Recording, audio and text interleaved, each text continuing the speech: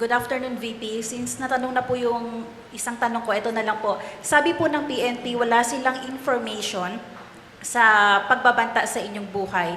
Inireport nyo lang po ba ito officially, ngunit nasabi nyong hindi ito pinansin ng mga kinauukulan? Ma'am, nakakahiya sa buong mundo na ang Philippine National Police natin, who by the way has intelligence funds, hindi alam ang mga pangyayari sa ating bansa. Nakakahiya na meron tayong police na hindi nila alam ang threats sa Vice President. Nakakahiya yan, ma'am.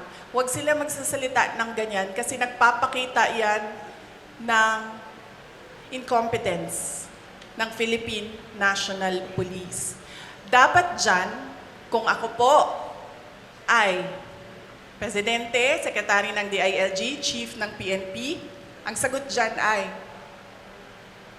let us sit down and investigate the alleged threats so that we will know if these are true or not. Yan ang tanong. Ayan ang sagot dapat ng tamang tao.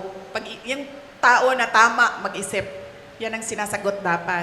Hindi yung sinasabing, wala kaming alam ng mga threats. Nakakahiya na ang pulis, ganyan. So, ibig sabihin, ang dami nilang walang alam na mga pangyayari. So, kaya pala, nagkanya-kanya na ang mga kriminal